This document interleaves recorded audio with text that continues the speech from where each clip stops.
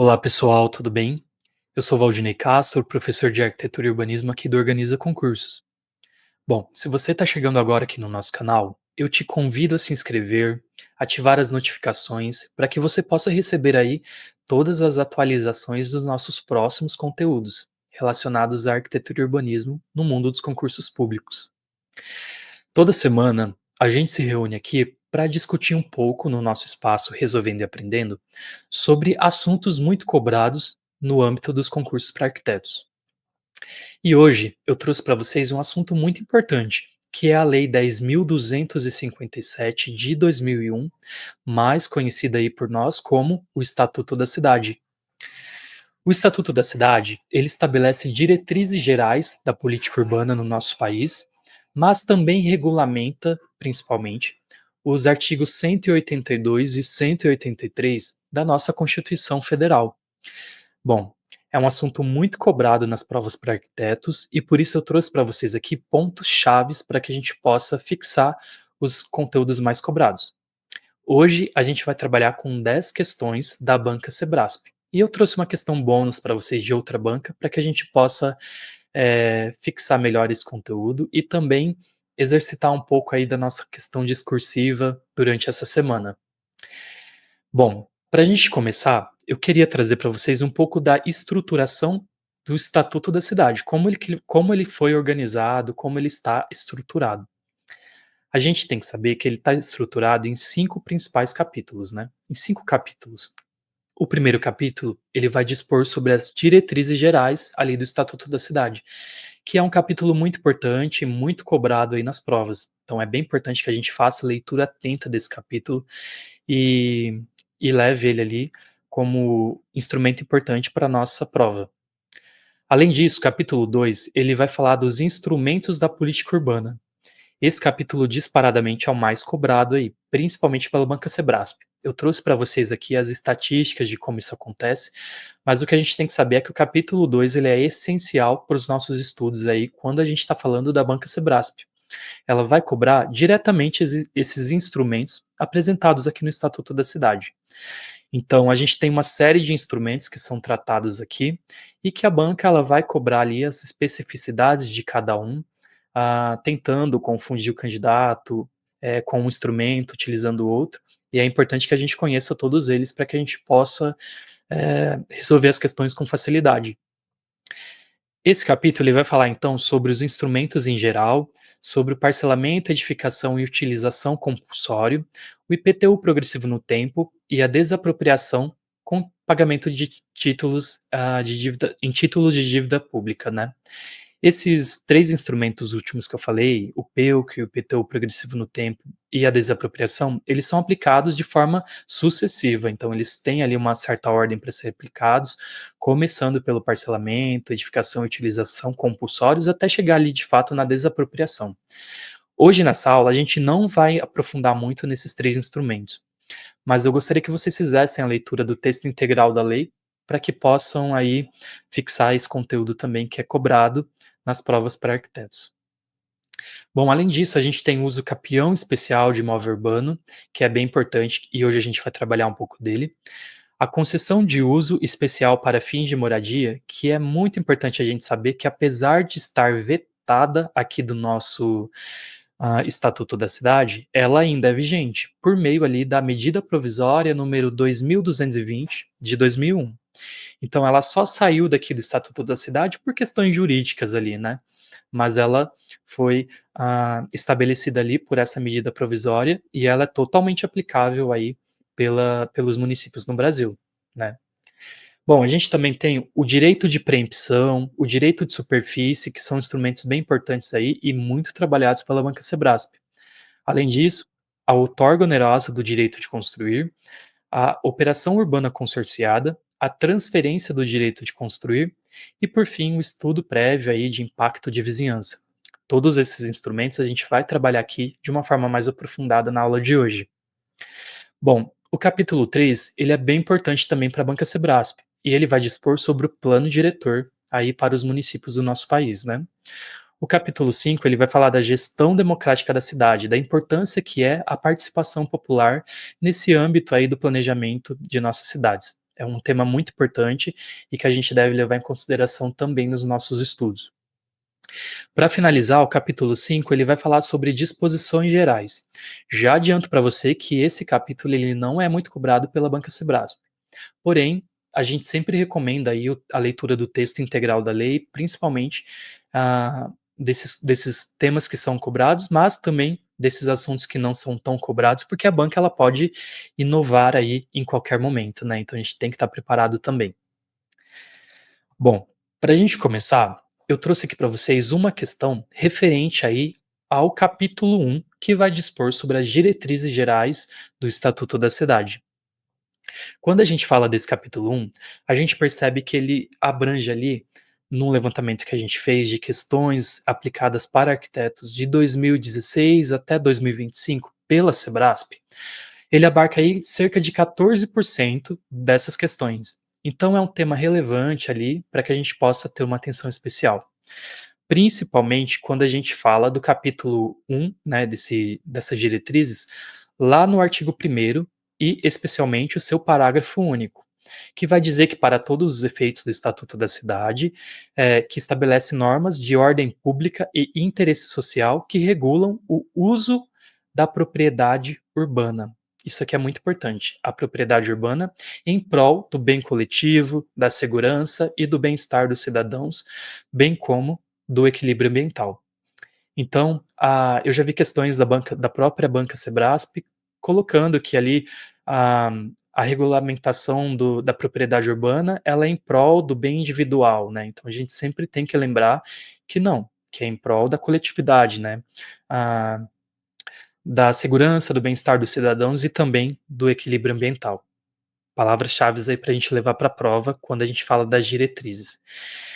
Especificamente, quando a gente vai para essas diretrizes, lá no segundo artigo do nosso Estatuto da Cidade, eh, eu destaquei aqui para vocês algumas diretrizes bem importantes que já foram cobradas pela Banca Sebrasp, para que você possa dar uma atenção especial depois, né. Então, olha ali as diretrizes número 4, número 6, para que vocês possam memorizar esse conteúdo, né.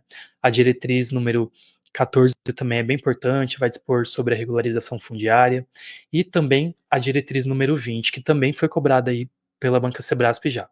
Então nós temos uma série de diretrizes, são 20 diretrizes, né, e a Sebrasp ela vai ali diretamente no texto da lei, cobrando exatamente o que está escrito ali. Então é bem importante que você dê uma atenção especial a essas 20 diretrizes para ir bem preparado para a prova. Mas eu queria destacar aqui para vocês que o grande objetivo da política urbana aqui no nosso país é ordenar o pleno desenvolvimento das funções sociais da cidade e da propriedade urbana.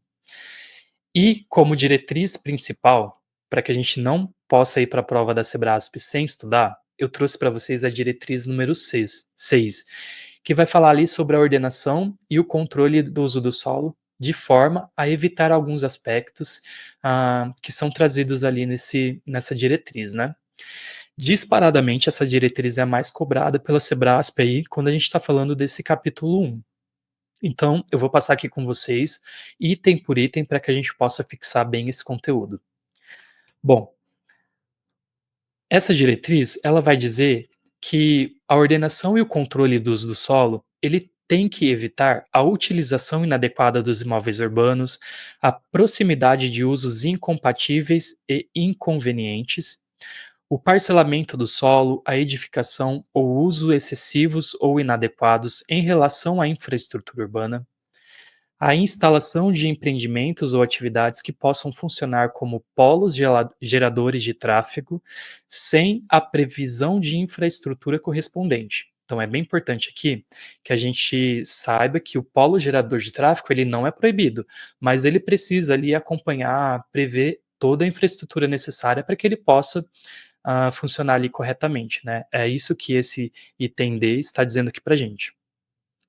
Bom, além disso, a gente tem que evitar a retenção especulativa do imóvel urbano que resulte na sua subutilização ou não utilização, a deterioração das áreas urbanizadas, a poluição e a degradação ambiental e também a exposição da população a riscos e desastres.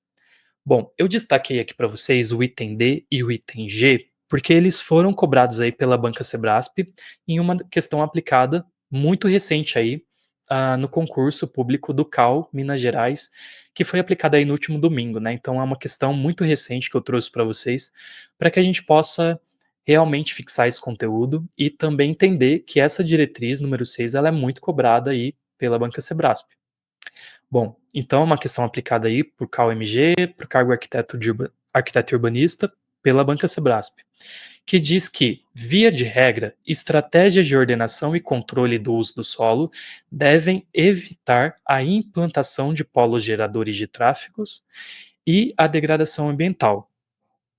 Bom, pessoal, quando a gente viu, o que é necessário ser evitado, né, quando a gente está falando de ordenação e controle do uso do solo, a gente viu que, tem que ser evitado aqueles polos geradores de tráfego sem a previsão de infraestrutura correspondente, né, e não todos os polos geradores de tráfego, né. Então, a questão ela estaria incorreta, né, por conta disso, porque via de regra, não se deve evitar todos os a implantação de todos os polos geradores de tráfego, né, e somente aqueles que não têm essa previsão de infraestrutura adequada para que ele possa funcionar corretamente.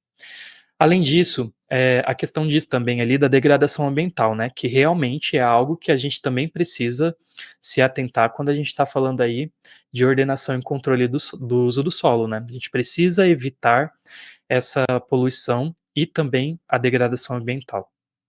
Então a questão número um teria aí o nosso gabarito errado, por conta dessa generalidade aí que ela colocou os polos geradores de tráfegos, né colocando que em via de regras a gente tem que evitar esses polos. E na verdade a gente tem que evitar aqueles polos que não possuem a infraestrutura adequada. Bom, eu coloquei aqui nesse slide para vocês, 3 concursos que cobraram exatamente essa diretriz número 6 aqui, que a gente acabou de revisar. Então, foi o concurso do CAL Minas Gerais, que aconteceu recentemente, como eu disse, o concurso da Embrapa, que aconteceu em 2024, e também o concurso ali da Justiça Federal, do TRF da Sexta Região, também aplicado ali em 2024 para o nosso cargo de arquitetura. Bom, pessoal, para a gente continuar, eu trouxe aqui para vocês 5 questões referentes aí ao nosso capítulo 2 do Estatuto da Cidade. Porque esse capítulo ele é muito importante e ele vai tratar exatamente aqui os instrumentos que a gente já viu ali na nossa introdução, né? Bom, eu queria trazer para vocês esse quadro mostrando qual a frequência que esses instrumentos foram cobrados aí pela Banca Sebrasp nos últimos 10 anos aí de provas aplicados para o nosso cargo, né, de arquitetura e urbanismo. E quando a gente vê esse quadro, a gente percebe que os instrumentos mais cobrados foram uso capião especial de imóvel urbano, direito de superfície, direito de preempção, outorga onerosa do direito de construir e também o estudo prévio ali de impacto de vizinhança, né? Esses 5 itens, eles somam ali a quantidade de questões em cerca de 80% de questões aplicadas aí pela banca, quando a gente está falando de instrumentos da política urbana. Então é muito importante a gente ir para a prova com todos esses instrumentos, fixados ali na memória, claro, né, mas principalmente com uma atenção especial a esses 5 que eu destaquei aqui para vocês, que são exatamente os instrumentos que nós vamos abordar em cada uma das próximas questões aqui. Para a gente começar, a gente vai falar um pouco sobre o uso capião especial de imóvel urbano. Bom, se você já viu a Juliette falando sobre esse assunto aí na internet, né, você vai lembrar da explicação dela ali, mas se você não viu, eu te aconselho a voltar aí como um material complementar da nossa aula de hoje para entender um pouco mais desse assunto. De qualquer forma, eu vou tentar explicar aqui para vocês, não tão bem como a Juliette, né, mas com base no Estatuto da Cidade, ah, o que é esse instrumento da uso capião especial de imóvel urbano. Bom, segundo o Estatuto da Cidade, lá no nosso artigo 9º, a gente vai ver que aquele que possuir como sua a área ou a edificação urbana de até 250 metros quadrados, isso é muito importante a metragem, tá? 250 metros quadrados por 5 anos, ininterruptamente e sem oposição, utilizando-a para sua moradia ou para sua família, adquirir-lhe-á o domínio desde que não seja proprietário de outro imóvel urbano ou rural. Bom, pessoal, aqui esse artigo é muito importante, esse artigo nono, porque ele vai trazer para a gente que aquela pessoa que possuir ali como sua uma área ou edificação de até 250 metros quadrados por 5 anos, sem interrupção de ninguém, né, do seu proprietário daquela área ali no caso, né, ela adquire ali o domínio daquela área, desde que ela não seja proprietária de outro imóvel, independentemente se for urbano ou rural, né. Ela não pode ter um outro imóvel ali, no nome dela, né. E aí, é exatamente isso que é o nosso a nossa usucapião especial de imóvel urbano. Bom, sabendo disso, eu trouxe para vocês a questão número 2, que vai falar o seguinte: é uma questão aplicada aí ao Tribunal de Contas do Estado do Pará, no ano de 2016, para o cargo de auditor de controle externo, na especialidade arquitetura, pela Sebrasp, né? Bom, a questão diz que, para que o ocupante de imóvel urbano seja beneficiado pela usucapião especial, ou seja, adquira a propriedade do imóvel, é necessário que ele não possua outra propriedade urbana ou rural, esteja pagando o imposto predial e territorial urbano por meio de um período de 4 anos ininterruptos e que o imóvel tenha até 200 metros quadrados. Bom, pessoal, quando a gente viu esse slide anterior, a gente viu que não tem nada falando de pagamento de IPTU, né, nada disso. Então, a nossa questão ela estaria incorreta somente por conta disso, né, diretamente por conta disso. Mas quando a gente vai lá para o finalzinho, ele também diz que o imóvel, ele para que ele possa ser objeto desse uso capião especial de imóvel urbano, ele tenha que possuir ali uma área de até 200 metros quadrados. E a gente viu que não, né, que é até 250 metros quadrados. Bom, essa metragem ela é muito importante porque a banca Sebrasp e as outras bancas elas vão fazer justamente essa troca aí das metragens, dos números, para que a gente possa assinalar a alternativa incorretamente, né? Então é muito importante que a gente guarde, memorize essa metragem de 250 metros quadrados, né, por 5 anos. Essa informação é bem importante também. Então a nossa questão estaria errada justamente porque ela fala ali do IPTU, né, que não é previsto nesse artigo, e também a metragem incorreta, né, que seria ali 250 metros quadrados a metragem correta. Bom, agora a gente vai falar um pouquinho sobre o direito de superfície, que é um direito aí previsto também no Estatuto da Cidade e muito importante aí porque é muito cobrado pela banca Sebrasp. A gente vai ver que a banca Sebrasp ela cobra esse direito de superfície confundindo ali um pouco com o direito de preempção, que a gente vai ver logo em seguida. Bom, eu trouxe aqui para vocês algumas disposições referentes à seção número 7 do direito de superfície, que vai tratar desse assunto aqui para a gente. Bom, no artigo 21, ele vai falar que o proprietário urbano poderá conceder a outrem o direito de superfície do seu terreno por tempo determinado ou indeterminado. Essa informação é bem importante, tá? Pode ser por tempo determinado, mas também pode ser por tempo indeterminado mediante escritura pública registrada no cartório do registro de imóveis. Bom, o parágrafo 1º vai dizer que o direito de superfície abrange o direito de utilizar o solo, o subsolo ou o espaço aéreo relativo ao terreno, na forma estabelecida no contrato respectivo, atendida à legislação urbanística. Bom, pessoal, aqui a Sebrasp e outras bancas, elas vão falar que o direito de superfície é aplicável ali somente ao uso do solo, e também, do espaço aéreo, né, muitas vezes desconsiderando o subsolo, ou também incluindo ali o subsolo, mas desconsiderando o espaço aéreo. Então é muito importante que a gente se atente a esse item, porque serve tanto para a utilização do solo, né, do pavimento ali térreo no caso, superior também, do subsolo ou também do espaço aéreo, né, do terreno. Então é bem importante a gente levar isso para a prova.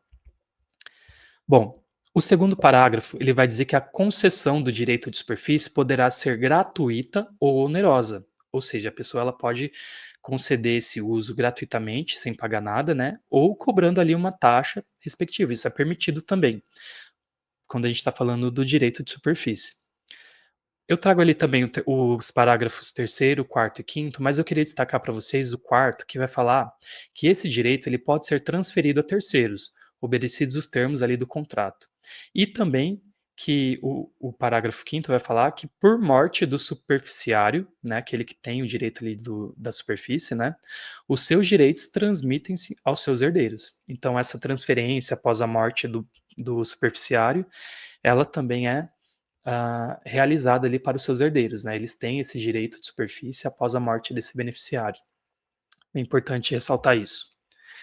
Bom, então sabendo disso, a gente vai para a nossa questão número 3, que foi aplicada aí ao concurso do CAL-BR em 2023 pela Sebrasp para o cargo de arquiteto urbanista.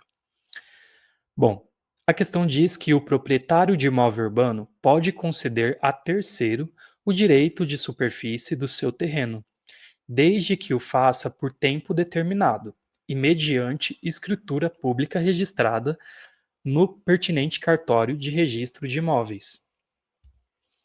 Bom, pessoal, a gente viu que realmente ali o proprietário ele pode conceder, né, a outra pessoa o direito de superfície do seu terreno, desde que faça ali por tempo determinado, mas também por tempo indeterminado, né? Então, o grande erro dessa questão estaria justamente nisso aqui. Ela diz que seria somente por tempo determinado. Então ela estaria errada. Mas se a gente ler bem ali, talvez ela pudesse ser considerada como certa, porque ela não exclui, né, a outra forma totalmente. Porém, a banca considerou esse gabarito, como errado. Então a gente sempre tem que ficar ligado quando a banca cobrar esse artigo, esse assunto, de que, esse item é importante a gente lembrar que pode ser por tempo determinado e também por tempo indeterminado. Bom, sabendo disso, a gente vai agora destacar para vocês um pouco da diferença do direito de superfície para o direito de preempção, porque é exatamente aqui que a banca vai pegar a gente. Ela vai trocar as duas definições e falar para você que aquela definição é de um, mas na verdade de outro. Então a gente tem que sempre ficar ligado quando a banca trabalha aqui com o direito de superfície, porque ela pode trocar pelo direito de preempção e vice-versa. E a gente tem que saber que são coisas completamente diferentes. Bom, aqui agora a gente vai falar sobre o direito de preempção, que seria, segundo o Estatuto da Cidade, lá na seção 8, ele vai falar desse direito, que seria o direito de preempção confere ao poder público municipal preferência para a aquisição de imóvel urbano objeto de alienação onerosa entre particulares. Então, todas as vezes que a gente falar de direito de preempção, eu quero que você memorize a palavra preferência, porque é quando o poder público ele tem preferência ali, né, durante a venda, durante a alienação de algum imóvel entre particulares, né, ele tem a preferência de optar se ele realmente tem interesse, se ele quer adquirir aquele imóvel para o seu domínio, né. Então, esse seria o direito de preempção. Então os municípios ali estabelecem áreas no seu território onde esse direito ele vai ser aplicado. E aí qualquer imóvel que for vendido, que for alienado naquela área, ele precisa passar ali primeiramente pelo poder público, pela escolha do poder público, para se manifestar se tem interesse ou não nessa preferência, né, nessa aquisição. Bom, e muito importante também é o nosso artigo 26, que vai falar que o direito de preempção será exercido sempre que o poder público necessitar de áreas para. E aqui ele traz uma série de finalidades que são relacionadas aí ao direito de preempção, né? A primeira delas é a regularização fundiária, a REURB. Depois a gente tem execução de programas e projetos habitacionais de interesse social, constituição de reserva fundiária, ordenamento e direcionamento da expansão urbana, implantação de equipamentos urbanos e comunitários, criação de espaços públicos de lazer e áreas verdes, criação de unidades de conservação ou proteção das outras áreas de interesse ambiental, proteção de áreas de interesse histórico, cultural ou paisagístico. Bom, pessoal, isso aqui é muito importante porque a gente precisa saber para quais finalidades o direito de preempção é destinado, né? E essas áreas são as que a gente precisa sempre memorizar para levar para a nossa prova, porque elas se aplicam também a outros instrumentos. Então, é importante que a gente tenha aí uma visão geral dessas áreas para que a gente possa levar para nossa prova isso bem memorizado. E eu trago aqui para vocês a questão número 4, então, que vai falar exatamente disso. Ela diz ali, é uma questão recente também aplicada aqui no mês de junho de 2025, né, para o cargo arquiteto urbanista da Fundação da Universidade de Brasília. É importante dizer que tanto essa prova da FUB como a prova do CAL Minas Gerais, como foram aplicadas ali muito recentemente, elas ainda estão ali com os gabaritos preliminares, né? Então, elas vão passar pelos recursos dos candidatos até chegar no gabarito definitivo. No entanto, pela minha análise aqui, eu acredito que eles vão manter os mesmos gabaritos, porque as questões elas estão compatíveis aí com os seus gabaritos preliminares, certo? Então, a questão número 4, ela diz aqui para gente que o direito de preempção pode ser exercido pelo poder público na aquisição de imóvel urbano objeto de alienação onerosa entre particulares, para a criação de espaços públicos de lazer e áreas verdes e para o ordenamento e direcionamento da expansão urbana. Bom, pessoal, a gente viu exatamente isso, né? Ali no item 4, a gente viu que o direito de preempção ele pode ser sim destinado para áreas de ordenamento e direcionamento da expansão urbana, e também no item 6 ali para a criação de espaços públicos de lazer e áreas verdes, né? Que são exatamente os itens ali que a questão número 4 traz para a gente. Então, questão totalmente correta, gabarito da nossa questão número 4 seria certo. Para a gente falar um pouquinho da nossa questão número 5, eu trouxe para vocês um pouco sobre a outorga onerosa do direito de construir, que é também aí um instrumento muito importante e cobrado aí para a gente na nossa área de arquitetura, né, nos concursos públicos. É um instrumento super importante que a gente vai entender um pouco melhor agora com o próprio texto do Estatuto da Cidade, que diz lá no seu artigo 28 que o plano diretor poderá fixar áreas nas quais o direito de construir poderá ser exercido acima do coeficiente de aproveitamento básico adotado mediante contrapartida a ser prestada pelo beneficiário. Então, os municípios eles estabelecem ali o coeficiente básico de aproveitamento, né? Então, todo município tem ali o seu coeficiente básico, e aí a outorga onerosa do direito de construir, ela permite, mediante uma contrapartida financeira, né, prestada ali pelo beneficiário, que esse coeficiente básico seja aumentado ali, né? Que ele possa construir acima desse coeficiente básico. Então, esse seria o instrumento aí da outorga onerosa de direito de construir. Bom, eu também destaco para vocês o artigo 29, que vai dizer que o plano diretor poderá fixar áreas nas quais poderá ser permitida a alteração de uso do solo, mediante contrapartida a ser prestada pelo beneficiário.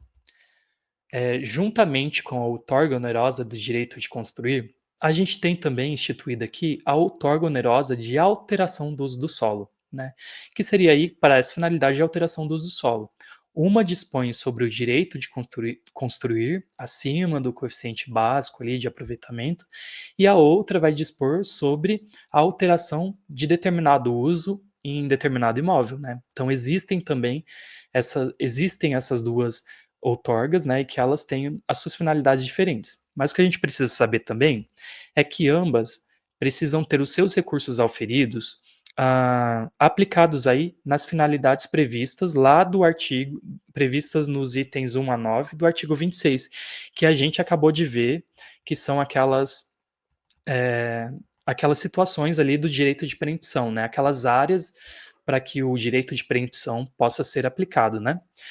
Juntamente com o direito de preempção, então, a gente teria essas outorgas, a outorga onerosa do direito de construir e também a outorga onerosa de alteração do uso do solo, né? Todos os recursos auferidos com essas outorgas, eles serão destinados aí para a implantação dessas áreas aqui que a gente viu, lá no direito de preempção. Bom, pessoal, então eu trouxe para vocês a questão número 5, que ela foi aplicada ali para a FUB 2025 também, né, pela Sebrasp para o cargo de arquiteto urbanista. E vai tratar exatamente sobre a outorga onerosa do direito de construir. No entanto, essa questão ela vai dizer assim: denomina-se operação urbana consorciada um instrumento relacionado à possibilidade de se exercer o direito de construir acima do coeficiente de aproveitamento básico, adotado mediante contrapartida a ser prestada pelo beneficiário. Bom, pessoal, a gente viu que, na verdade, esse instrumento não é a outorga, não é a operação urbana consorciada, mas sim a outorga onerosa do direito de construir. Aqui a Banca Sebraspa ela fez o que ela costuma fazer, ela costuma cobrar esse tipo de instrumento trocando ali os seus nomes, né? Então ela vai confundir a outorga onerosa do direito de construir com a operação urbana consorciada, como a gente viu aqui nessa questão, e também com a transferência do direito de construir. Então é bem importante que a gente saiba aí as diferenças de cada um desses instrumentos, e eu trouxe aqui para vocês para a gente discutir um pouco sobre isso.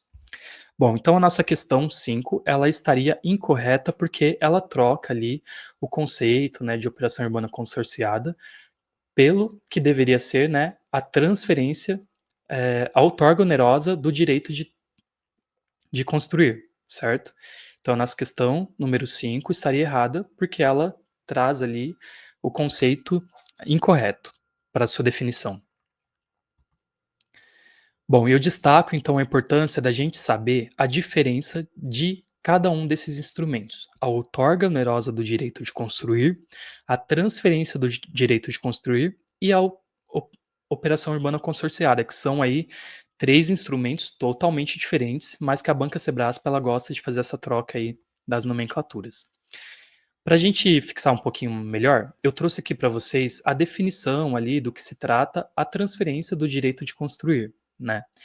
Que diz assim no artigo 35: lei municipal baseada no plano diretor poderá autorizar o proprietário de imóvel urbano, privado ou público, a exercer em outro local ou alienar, mediante escritura pública, o direito de construir, previsto no plano diretor ou em legislação urbanística dele decorrente, quando o referido imóvel for considerado necessário para fins de. Então, ele vai trazer ali três itens que podem ser aplicados ali à transferência do direito de construir, né, em três situações. A primeira seria para a implantação de equipamentos urbanos e comunitários, a segunda para a preservação de imóvel considerado ali de interesse histórico, ambiental, paisagístico, social ou cultural, e a terceira a situação, né, que seria ali para fins de servir a programas de regularização fundiária, urbanização de áreas ocupadas por população de baixa renda e também habitação de interesse social. Então é bem importante que a gente saiba que esse instrumento da transferência do direito de construir, ele permite ali ao proprietário construir em outro local ou alienar mediante escritura pública o direito de construir, né? Quando esse imóvel ele é objeto dessas três situações que a gente viu ali. Então esse direito, a transferência do direito de construir diz exatamente isso para a gente. Diferentemente da outorga da operação urbana consorciada, que seria esse instrumento previsto lá no artigo 32 do nosso Estatuto da Cidade, que vai dizer ali que lei municipal específica, baseada no plano diretor, poderá delimitar a área de aplicação das operações urbanas consorciadas, né?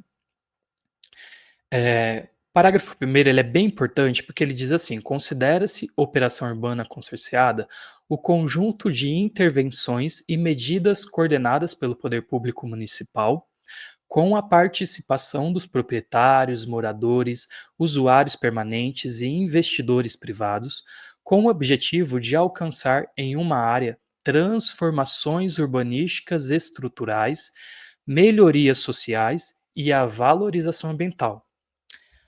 Bom, pessoal, isso aqui é bem importante, porque quando a gente fala de operação urbana consorciada, a gente vai lembrar sempre ali desses três itens: transformações estruturais, melhorias sociais e valorização ambiental. São aspectos primordiais aí quando a gente fala desse tipo de operação, né?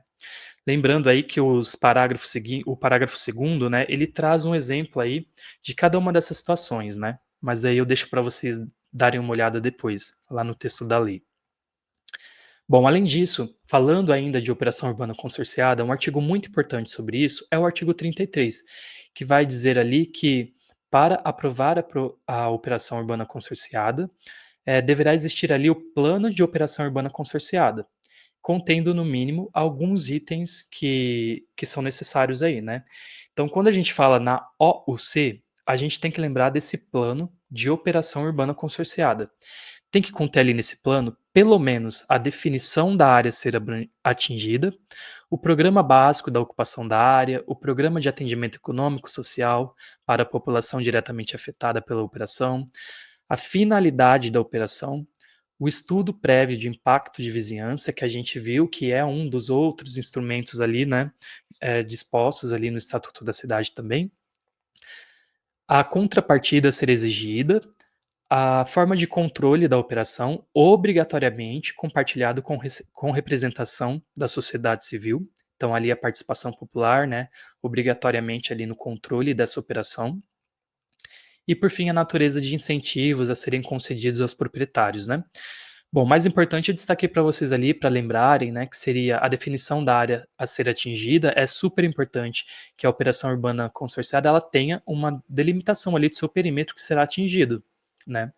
Também o estudo de impacto de vizinhança, o nosso WAVE, né, que é um outro instrumento, a gente tem que lembrar que ele também tem que estar contido aqui no plano da operação urbana consorciada. Também a contrapartida a ser exigida e o controle ali por meio da representação da sociedade civil, né? São itens muito importantes para a gente lembrar para a prova aí. E o parágrafo primeiro, ele é muito importante porque ele diz que os recursos obtidos com com a operação urbana consorciada, eles serão aplicados exclusivamente dentro da própria operação urbana consorciada. É, então a gente ah, não poderia aplicar esses recursos em outra área que não seja dentro da própria operação urbana, né? Então isso é bem importante a gente saber disso aí. Bom, para a gente continuar falando dos instrumentos aqui do nosso capítulo 2, eu trouxe para vocês uma questão referente aí ao EIV, né, o estudo prévio ali de impacto de vizinhança. Bom, esse estudo, ele vai falar, primeiramente, antes da gente discutir sobre esse estudo, eu trouxe para vocês a questão número 6, que foi aplicada aí pela FUB lá em 2022 agora, né, não mais agora em 2025.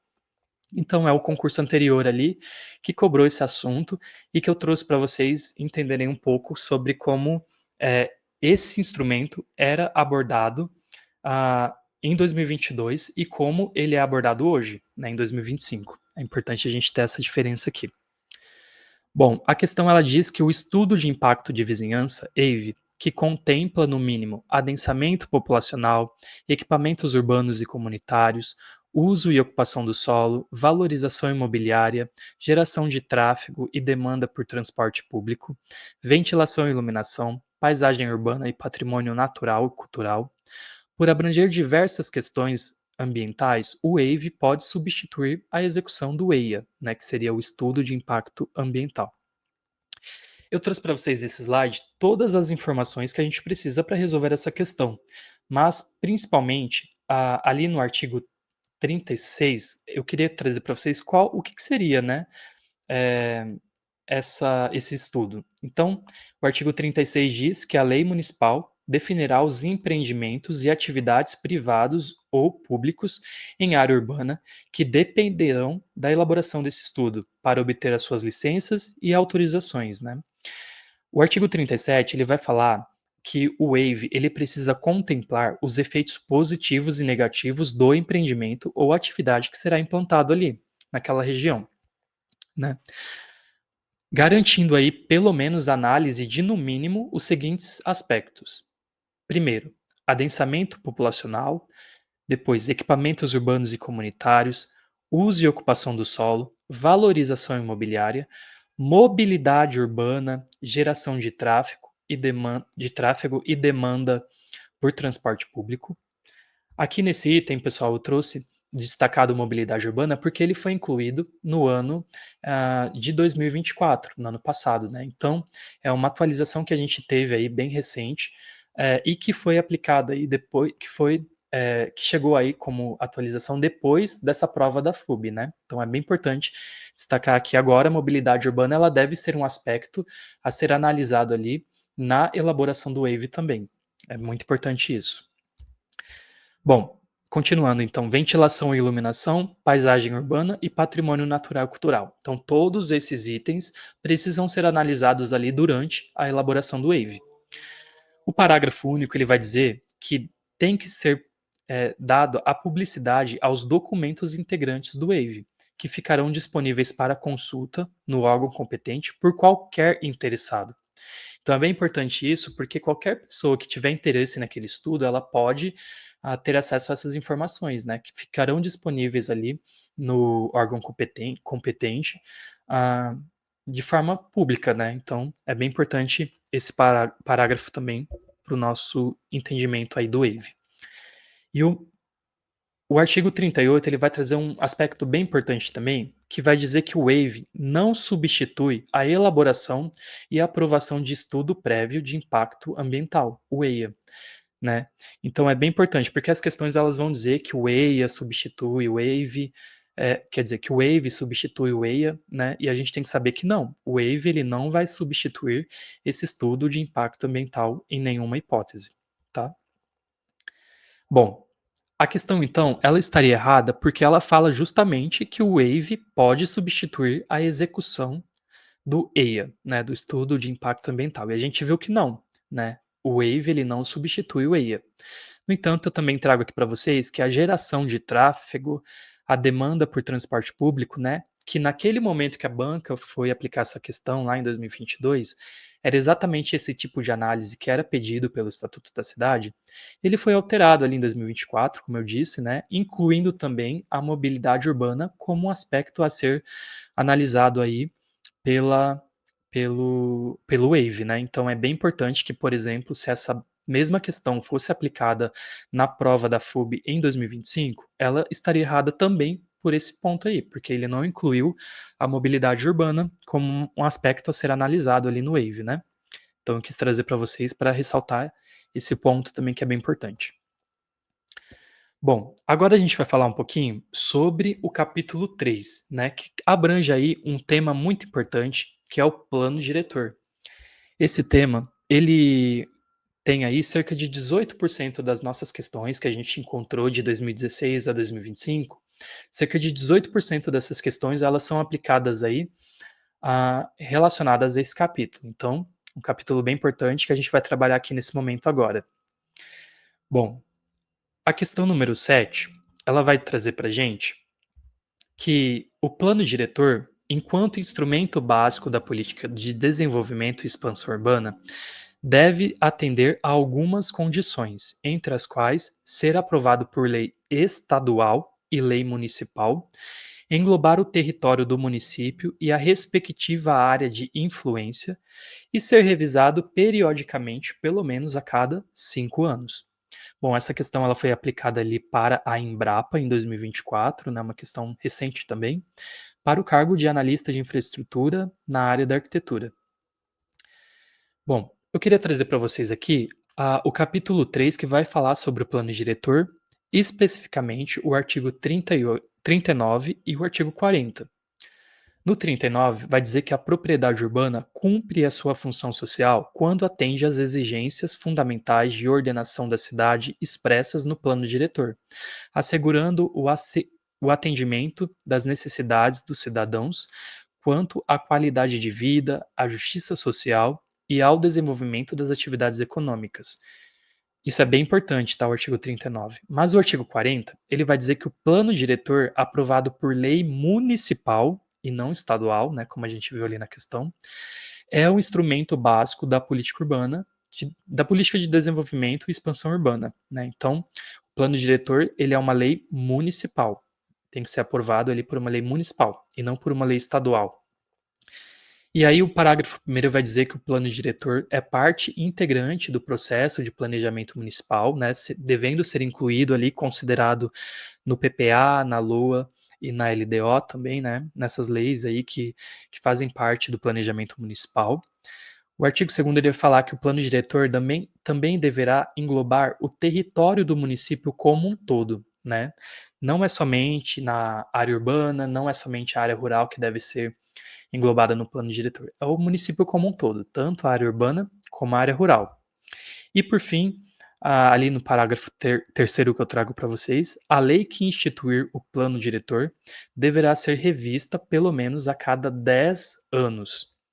Aqui é importante, pessoal, a gente ressaltar que muitos municípios eles estabelecem aí prazos menores de suas revisões. Já vi município estabelecendo 5 anos, já vi outros estabelecendo 6 anos, 8 anos, mas o Estatuto da Cidade aqui diz que pelo menos a cada 10 anos esses planos diretores eles têm que ser revistos, né. Então é importante a gente guardar essa informação de acordo com o plano diretor, mas se você for prestar aí algum concurso da sua prefeitura, é interessante para a prefeitura, né, é interessante saber qual seria esse prazo de revisão previsto aí no plano diretor do município que você está estudando?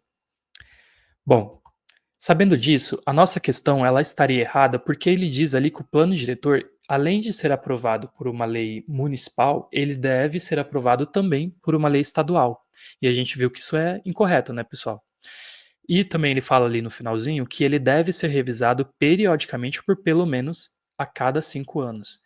E conforme o Estatuto da Cidade, a gente viu que tem que ser pelo menos a cada 10 anos, né. Então essa questão estaria errada por conta dessas afirmativas. Bom, eu destaquei ali para vocês também, que ele fala que o plano diretor deve englobar o território do município, né, a gente viu que sim, do município como um todo, e a respectiva área de influência.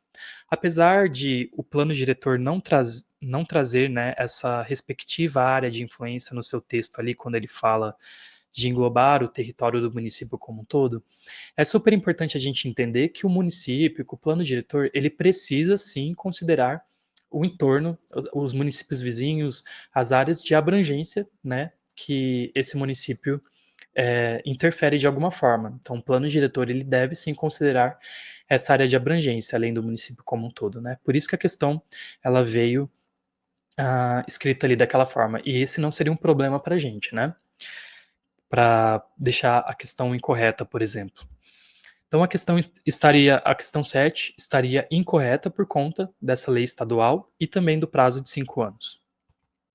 Bom, pessoal, a questão número 8, então, ela foi uma questão aplicada aí ao Tribunal de Contas do Estado do Acre em 2024 para o cargo de auditor de controle externo, área arquitetura. A Sebrasp ela colocou que, segundo o Estatuto da Cidade, o plano de transporte urbano integrado compatível com o plano diretor é obrigatório para cidades com mais de 1 milhão de habitantes. Bom, eu trago aqui para vocês o artigo 41, que é um dos artigos mais cobrados aí para gente, né, arquitetos, nas provas de concursos públicos, né. Então, o artigo 41, ele é muito importante da gente entender e memorizar, né. Eu trouxe aqui para a gente revisar e trabalhar um pouco mais disso, né. Então o artigo 41 diz que o plano diretor é obrigatório para cidades com mais de 20 mil habitantes, integrantes de regiões metropolitanas e aglomerações urbanas, onde o poder público municipal pretenda utilizar os instrumentos previstos no parágrafo 4º do artigo 182 da Constituição Federal. Esses instrumentos, né, que ele cita ali são o parcelamento, a edificação, utilização compulsórios, o IPTU progressivo no tempo e também a desapropriação com pagamento em títulos de dívida pública, só para a gente lembrar, tá? E aí a gente tem lá no item 4 cidades integrantes de áreas de especial interesse turístico, cidades inseridas na área de influência de empreendimentos ou atividades com significativo impacto ambiental, de âmbito regional ou nacional, e, por fim, cidades incluídas no Cadastro Nacional de Municípios com áreas suscetíveis à ocorrência de deslizamentos de grande impacto, inundações bruscas ou processos geológicos ou hidrológicos correlatos. Bom, então esses casos são os casos onde é obrigatório que as cidades tenham ali o seu plano diretor elaborado. Bom, além disso, eu trago ali o parágrafo segundo desse artigo, que é bem importante também, porque ele vai falar que no caso de cidades com mais de 500 mil habitantes, é obrigatória ali a elaboração de um estudo, né, que seria o Plano de Transporte Urbano Integrado. Bom, e é justamente sobre isso que a nossa questão ela vai tratar, né? Ela vai falar que cidades ali com mais de 1 milhão de habitantes precisam desse plano de transporte urbano integrado. Por isso, a nossa questão 8 ela estaria errada, porque ela fala mais de 1 milhão de habitantes. E o correto seria cidades com mais de 500 mil habitantes, ou seja, 500 mil habitantes ou meio milhão de habitantes, né? Então tomar cuidado com isso também, meio milhão, 1 milhão, que pode confundir ali, e e te enganar na hora da prova, né. Se estivesse 500.000 de habitantes, estaria correto. E eu volto aqui para a gente ver o parágrafo terceiro, que vai falar, de um assunto muito importante que a gente já abordou aqui no Resolvendo e Aprendendo anteriormente, que é a questão da acessibilidade, né. O Estatuto da Cidade diz que as cidades, né, essas cidades que têm a obrigatoriedade de elaborar o plano diretor, elas também devem elaborar o plano de rotas acessíveis, dispondo ali, né, sobre as condições de acessibilidade da pessoa com deficiência ou com mobilidade reduzida em todas as rotas e vias existentes, inclusive as que concentrem focos geradores de maior circulação de pedestres. Bom, sempre pensando aí, né, pessoal, na questão da inclusão da pessoa com deficiência, né, para que garanta aí todas as possibilidades dela também circular com tranquilidade e ter acesso a todas as vias aí das nossas cidades, né. Por isso que o plano diretor, ele tem que, eh cidades que tenham ali o plano diretor, né, obrigatórias a ter o plano diretor, elas também precisam elaborar esse plano aí das rotas acessíveis, né, que é bem importante pra gente.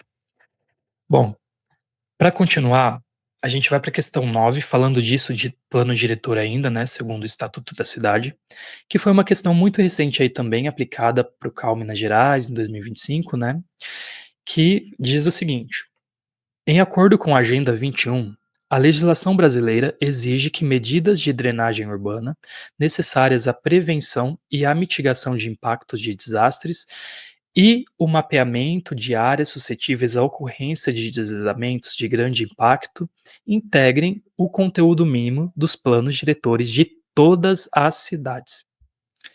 Bom, pessoal, a gente vai ver aqui no artigo 42A que municípios que estão incluídos no Cadastro Nacional de áreas suscetíveis à ocorrência de deslizamentos de grande impacto, inundações bruscas ou processos geológicos ou hidrológicos, eles precisam também conter ali, além desses conteúdos, né, alguns outros aspectos importantes, né? Mas é bem importante a gente lembrar que são só esses municípios incluídos no cadastro nacional e não qualquer cidade, né? Então ele vai trazer ali uma série de itens que esses municípios devem também prestar atenção ali, né, na elaboração de seus planos diretores, como os parâmetros para garantir a diversidade de uso, a geração de emprego e renda, o mapeamento contendo as áreas suscetíveis, né, a eh, esses aspectos de risco, né? As ações de intervenção preventiva e relocação da população dessa área de risco, as medidas de drenagem urbana necessárias à prevenção e à mitigação dos impactos de desastres, a regularização fundiária e assentamentos, né, garantindo ali a previsão de áreas para habitação de interesse social e também a demarcação de zonas especiais de interesse social, e por fim, também a preservação de ocupação de áreas verdes municipais, né? Tudo isso aqui são itens que precisam ser obedecidos aí nos planos diretores de municípios incluídos no Cadastro Nacional. Bom, e a nossa questão ela vai estar errada porque ela fala que todas as cidades precisam incluir ali as medidas de drenagem urbana necessárias, a prevenção e a mitigação de impactos de desastres e também o mapeamento de áreas suscetíveis às ocorrências de deslizamento, né? E a gente sabe que não, são só aquelas cidades incluídas ali no Cadastro Nacional de municípios com áreas suscetíveis a essas ocorrências, né? Bom, então a questão 9 ela estaria incorreta por conta de incluir ali todas as cidades, né, nessa questão. Bom, pessoal, para a gente finalizar, eu trago aqui a questão 10, que vai tratar um pouquinho sobre o capítulo 4 do nosso Estatuto da Cidade, que fala ali sobre a gestão democrática da cidade. É um item muito importante, porque ele vem sendo cobrado nas provas, né? E a Sebrasp também já cobrou ele em suas provas, né? Aqui no nosso levantamento, a gente tem cerca de 8% das questões voltadas aí a esse capítulo. Então, a gente vai trazer para vocês aqui uma questão que vai tratar diretamente sobre esse assunto da gestão democrática da cidade. Foi aplicada aí também ao CAL Minas Gerais, uma prova super recente, né? Que está aí até com gabarito preliminar, mas que a gente vai considerar aqui para a gente trabalhar hoje, que diz assim: A iniciativa popular de projeto de lei e de planos, programas e projetos de desenvolvimento urbano é considerada um instrumento de gestão democrática da cidade. Bom, pessoal, quando a gente fala de instrumento, ah, quando a gente fala da gestão democrática da cidade, a gente sempre vai falar, quando tá abordando aqui a banca Sebrasp, sobre quais são os instrumentos que garantem essa gestão democrática da cidade. A banca Sebrasp, ela gosta muito de cobrar quais são esses instrumentos. Então, por isso eu trouxe para vocês aqui para a gente nunca mais esquecer.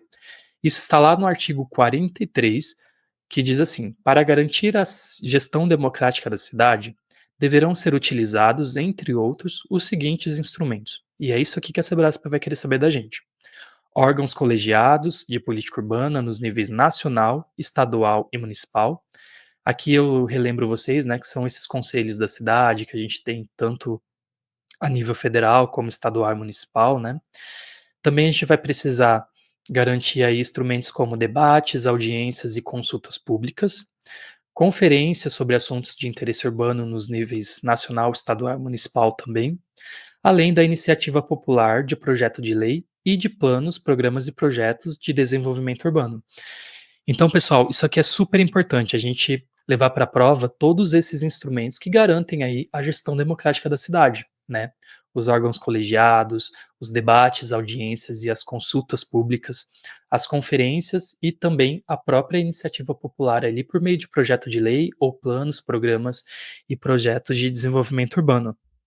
Bom, sabendo disso, a nossa questão ela estaria totalmente correta, porque ela fala que a iniciativa popular de projeto de lei e de planos, programas e projetos de desenvolvimento urbano é considerada aí um instrumento de gestão democrática da cidade. E é exatamente isso que a gente viu, né? O item 4 ali do artigo 43, o inciso 4 do artigo 43.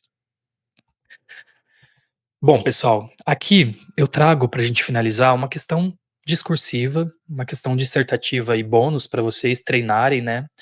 Abordando aí alguns aspectos que a gente abordou, que a gente trouxe aqui para a aula de hoje, né? Essa questão ela foi aplicada para o concurso nacional unificado no ano passado, né, em 2024, para o bloco 1, infraestrutura, exatas e engenharia. Alguns de vocês devem ter feito essa prova, né? Que tratou exatamente sobre o Estatuto da Cidade. Aqui não é a banca Sebrasp, né, é a banca Fundação Sesgran Rio, mas eu trouxe para que a gente possa treinar essa semana um pouco da nossa escrita também e esses aspectos super importantes que a gente considerou aqui na nossa aula de hoje, né? Então, depois eu aconselho que vocês deem uma lida nesse enunciado e vão ali para o comando da questão que vai pedir para a gente discorrer sobre a no capítulo referente aos instrumentos da política urbana, né? Então ele vai pedir para a gente abordar ali fundamentalmente o direito de preempção e citar 4 áreas para as quais pode ser exercido esse direito. A gente viu isso lá na aula de hoje, aqui na aula de hoje, né? Lá no começo da aula. A questão também pede para que a gente aborde fundamentalmente o que são as operações urbanas consorciadas e para a gente citar também 2 itens que devem constar no plano de operação urbana consorciada. Isso a gente também passou por aqui pela aula de hoje. Abordar o estudo de impacto de vizinhança, indicando ali os aspectos que tal estudo deve contemplar, e também citar 2 questões que devem ser analisadas no estudo, né? A gente viu várias ali questões, inclusive uma que foi inserida recentemente ali, que é a mobilidade urbana, né? Então, ah, itens que a gente já revisou aqui na aula de hoje que podem ser executados aí por vocês nessa questão.